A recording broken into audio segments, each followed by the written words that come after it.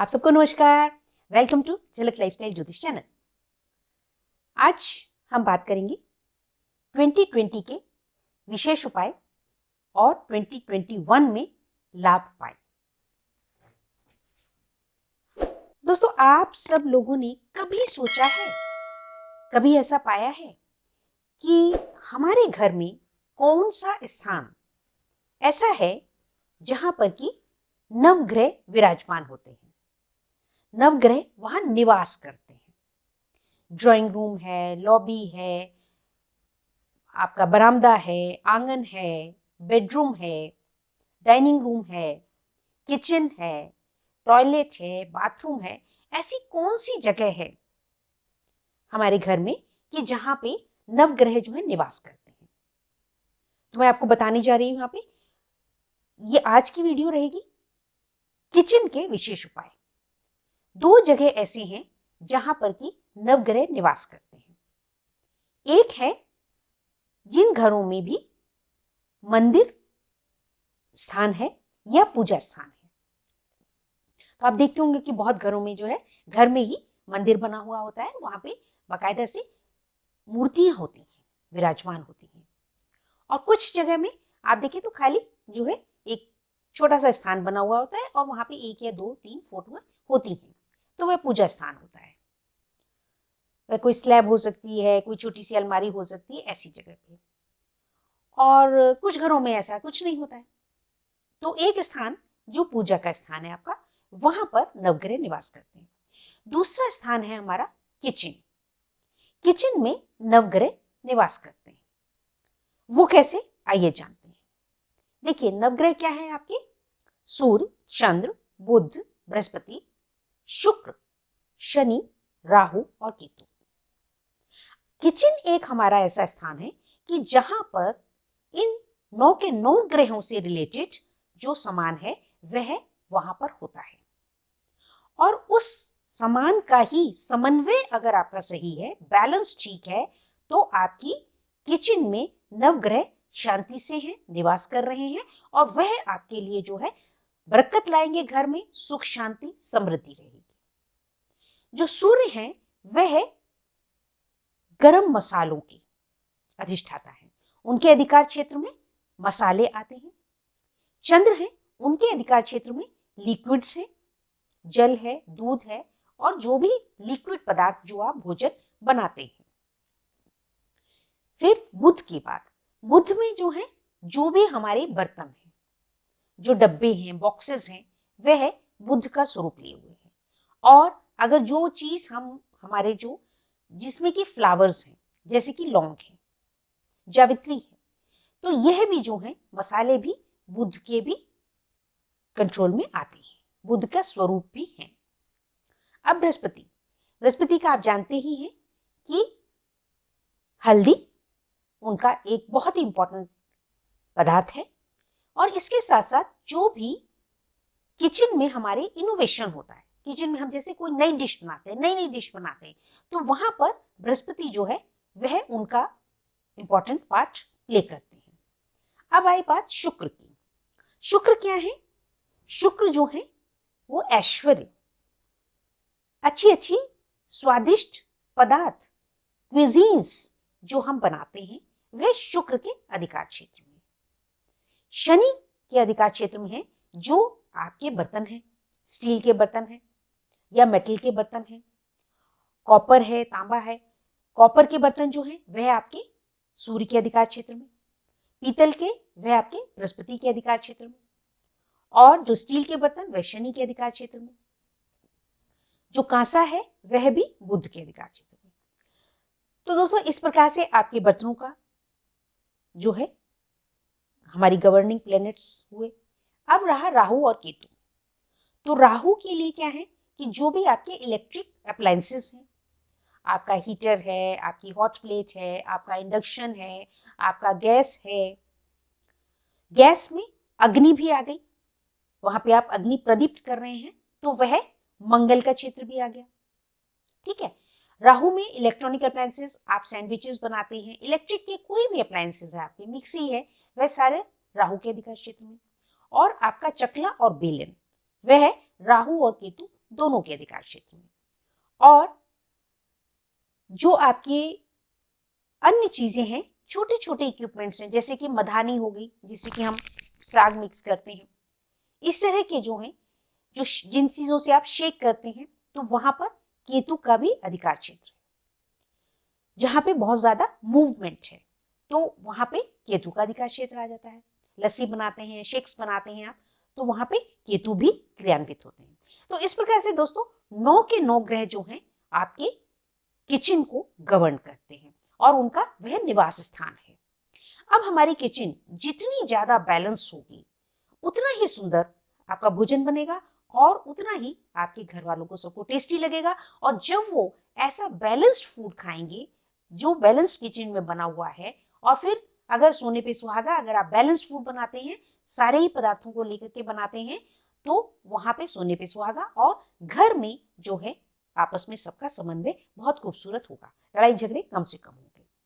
अब बात आई कि कैसे करना है, तो यहां मैं आपको बताने जा रही हूँ कि सबसे पहली बात, जो नमकदानी है, आपको 2 नमकदानी लेनी है। एक नमकदानी में आप जो है पिसे हुए मसाले डालें, जो भी पिसा हुआ है, जैसे कि, लेकिन इसमें आपने नमक नहीं डालना है, ये विशेष आपने ध्यान रखना है। नमक में आपने क्या करना है, नमक सिर्फ आपका कांच की बोतल में होगा या कांच की मर्तबान में होगा। और नमक को रखते समय विशेष ध्यान आपको ये रखना है कि वह आपने अपनी हाइट से ऊपर स्लैब में नहीं रखना है। नमक का एक स्थान ऐसा होना चाहिए जो आपके बिल्कुल बाजू के अप्रोच में हो, बिल्कुल आपके सामने हो, ना तो वो आपको झुक करके उठाना पड़े और ना ही आपको ऊपर से नमक को उतारना पड़े। तो नमक रखते समय आपको ये विशेष ध्यान रखना है। नमक कभी भी स्टील के बर्तन में नहीं रखना है, नमकदानी में नहीं रखना है। अब नमकदानी एक लेंगे आप, उसमें क्या क्या डालेंगे, जो भी आपके पिसे हुए, जैसे कि काली मिर्च है, हल्दी है, धनिया पाउडर है, जीरा पाउडर है, गरम मसाला है, जो भी पिसी हुई चीजें हैं वह आप जो है एक नमकदानी में रखें।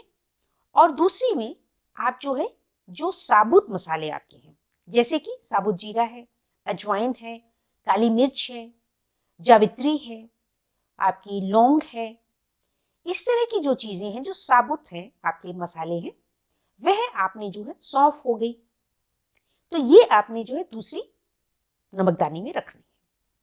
ये आपकी 2 चीजें हुई, एक आपका नमक और एक आपको किस तरह से मसालों को रखना है, और फिर किस तरह से रखना है। और जो नमकदानी भी है वो आप ऐसे ही करेंगे कि ना तो आपको ऊपर से उतारना पड़े और ना ही नीचे झुक करके आपको उठाना पड़े, ऐसे लेवल पे होना चाहिए जो ऑलमोस्ट आप जो है हाथ से उठा सकें, आराम से उठा सकें।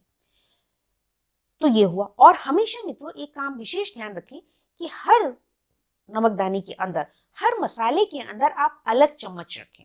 जनरली ऐसा होता है कि एक ही चम्मच होता है और उसी चम्मच से आप जो है हल्दी भी डाल रहे हैं और उसी चम्मच से आप जो है गरम मसाला भी डाल रहे हैं। ऐसा नहीं करें, इस बात का विशेष ध्यान रखें।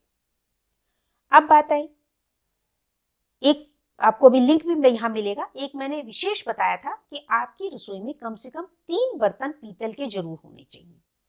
तो यहाँ आज मैं बताने जा रही हूँ कि आपके रसोई में 3 पदार्थ जो हैं, एक कॉपर का बर्तन कोई ना कोई जरूर होना चाहिए, एक पीतल का बर्तन जरूर होना चाहिए और एक कम से कम कोई कांसे का बर्तन जरूर आपकी रसोई में होना चाहिए, ताकि वह जो है आपके जो 4th टाइप है जो आपकी, वह है स्टील के बर्तन, और जो 5th टाइप बर्तन है वह है आपके जो पोर्सिलीन के या आपके जो कप प्लेट्स हैं और इस तरह के जो आपके हैं, और ग्लास वेयर है। और 6th रहेगा जो ट्रांसपेरेंट ग्लास के हैं, तो उसमें चाय के गिलास भी हो सकते हैं, पानी के गिलास भी हैं, शरबत के सेट्स होते हैं। तो इस प्रकार से वह आपका कांच का रहेगा। वो कांच वाले जो रहेंगे फिर से वह राहु के डोमिनेशन में आ जाएंगे, तो इसलिए आपको जो है बैलेंस करना है। और जो चीनी मिट्टी के रहेंगे वह बुध के गवर्निंग उसमें आते हैं, तो आपके बैलेंस बर्तनों में भी आपके बैलेंस होना चाहिए, तत्वों का बैलेंस होना चाहिए। दोस्तों अक्सर मैंने बताया, पहले भी बताया है कि आप जो उपाय करते हैं, पिछले साल मैंने बताया था कि नववर्ष में आप उपाय करें, तो उसमें आपने सभी पदार्थों को बैलेंस करना है, सॉलिड, लिक्विड, खुशबू वाले, वह मैंने बताया था, उसका भी लिंक आपको यहाँ मिल जाएगा, वह वीडियो भी आप देख सकते हैं। तो इस प्रकार से दोस्तों ये बैलेंस हुआ। अब बात आई कि जैसे चकला और बेलन है, तो उसको आप हमेशा धो करके साथ में ही रखें, ऐसा नहीं कि बेलन कहीं रख दिया चकला कहीं रख दिया। और चकला और बेलन और तवा ये 3 आइटम ऐसी हैं, विशेषता आपको कभी भी जो है स्टैंड में नहीं रखनी चाहिए। मैं जब भी वास्तु विजिट में जाती हूँ तो मैं किचन में सबसे बड़ा दोष मैं यही पाती हूँ सबसे पहले, कि एक तो बर्तनों का, चकला बेलन, आपकी कढ़ाई लटकी हुई है, आपकी जो तवा है वो स्टैंड पे लटकाया हुआ है, यह है। और दूसरा जो रहता है जल, आपका पानी का जो नलका है, टैप है, सिंक है वह, और जो आपका गैस स्टोव है या हीटर है या आपका इंडक्शन है। तो लोग अक्सर कह देते हैं, वो बिल्कुल साथ साथ रखे हुए होते हैं, तो अक्सर लोग कह देते हैं यार मैडम ये तो प्लास्टिक का है, इंडक्शन में क्या है मैम, ये तो इलास्टिक। अब देखिए यहाँ पे हमारा प्लग पॉइंट था तो हमने इसलिए इसको ये पे लगा लिया, तो ये तो प्लास्टिक का है, ये तो मेटल का तो है नहीं। दोस्तों बात मेटल की नहीं है, वो आपको गर्म तो कर रहा है ना, खाना तो कर रहा है ना, लोहे का तो नहीं। हो कहते हैं कि गैस स्टोव तो है नहीं, इसमें हम आग तो लगा नहीं रहे, तो क्या हुआ अगर साथ साथ में रखे। ऐसा नहीं है, ऐसा हमारी महिलाएं सोच लेती हैं कि उसका फर्क नहीं पड़ता। उसका मेन पर्पस क्या है, हीटिंग, और हीट क्या है, वह है मंगल। मंगल के गवर में गर्म, और गर्म के साथ में आपने जो है साथ में आपका टैप है, सिंक है। और दूसरी बात, सबसे बड़ा वास्तु दोष हो जाता है कि वहीं पे आप खाना बना रहे हैं और वहीं पे आप साथ में जो है जूठे बर्तन धो रहे हैं सिंक में। तो बताइए, एक तरफ आप बना रहे हैं भोजन, ताजा भोजन बना रहे हैं, और कई बार जब भोजन बन जाता है तो कुछ घरों में जो है थाली पहले निकाली जाती है, भगवान का नाम लिया जाता है या भोग लगाया जाता है, उसके बाद में जो है फिर जो है उस खाने को पूरे घर में, घर के खाने में मिक्स करके फिर खाया जाता है। तो आप बताइए, वहीं पे आप धो रहे हैं, कर रहे हैं, तो वो चींटे वहां पड़ेंगी। आपने जूठे बर्तन साथ ही साथ अपने कहा चलो जब तक सब्जी बन रही है या कुछ और कढ़ाई में बन रहा है तब तक फटाफट 4 बर्तन में धो लूं, तो वहां छींटे पड़ते हैं। तो ये छोटी छोटी ही बातें हैं मित्रों। तो जो अगर ऐसा है कि प्लग पॉइंट ऐसा है तो आप उसको दूर करने की कोशिश करें एक्सटेंशन के थ्रू या कहीं और स्विच लगाएं। तो ये थोड़े से आपको उपाय करने होंगे। दोस्तों गैस स्टोव के आसपास जो हमारा क्या क्या पदार्थ होना चाहिए ये हमें विशेष ध्यान रखना है। अक्सर क्या होता है कि महिलाएं दूध उबालती हैं और उसके बाद गैस बंद करके वहीं पर दूध गैस स्टोव के ऊपर ही पड़ा रहता है। ये गलती ना करें, यह शुभता नहीं है। पहले जब गैस उबल जाए, कि दूध उबल जाए, तो आप गैस को बंद ना करें, आप पहले दूध को जो है हटा करके स्लैब पे रखें और उसके बाद में गैस को बंद करें। पहले गैस को सिम कर लें, जब आप देख रहे हैं कि दूध उबलने वाला है तो आप गैस को जो है सिम कर दें और फिर दूध को उतार करके और बाद में गैस बंद करें। और गैस स्टोव के पास में कुछ चीजें बिल्कुल मत रखें, जैसे कि तेल का जो बोतल रहती है वो अक्सर महिलाएं जो है वहां पे रख देती है, तेल वहां पड़ा रहेगा और चीजें वहां पे पड़ी रहेंगी, लिक्विड पानी की बोतल वहां पे पड़ी रहेगी जो सब्जी वगैरह में बीच में मिक्स करने के लिए चाहिए होता है। तो ऐसे पदार्थ, लिक्विड्स जो हैं, तेल, देशी घी, ये चीजें आप गैस के आसपास ना रखें। और सफेद चीजें जिसमें कि दूध, दही, ये चीजें गैस के आसपास न रखें, इनको दूर रखें, इसका विशेष ध्यान रखें। और जैसे कि चकला बेलन, खाना बनाने के बाद में आप चकला बेलन भी जो है वह गैस से दूर कर दें। इसीलिए मैंने कहा 2020 के उपाय, क्योंकि अब ये वर्ष जा रहा है, ये वर्ष विदाई ले रहा है, तो हमें विदाई देनी है और विदाई देते देते जो है हमें यह रेमेडीज को कर लेना है ताकि 2021 में हमारे घर में बरकत हो, शुभता हो, शांति हो, कलेश घर में बिल्कुल ना हो और बीमारियों से भी हमें सुरक्षा मिले, राहत मिले, खुशियां मिले।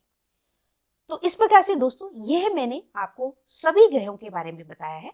आप वीडियो को देखें, ज्यादा से ज्यादा शेयर करें, मेरे चैनल को सब्सक्राइब करें और जो भी आपके क्वेश्चन हो, प्रश्न हो, तो आप मुझे व्हाट्सएप कर सकते हैं, व्हाट्सएप नंबर वहां पे है। जो आप पत्री दिखाना चाहते हैं, एनालाइज करवाना चाहते हैं, तो आप मुझे व्हाट्सएप पे कांटेक्ट कर सकते हैं। आप मुझे व्हाट्सएप पे फोटोग्राफ भेज सकते हैं अपने किचन का वास्तु जजमेंट के लिए। ठीक है मित्रों, तो okay, thank you very much for watching this video. Be happy, be blessed.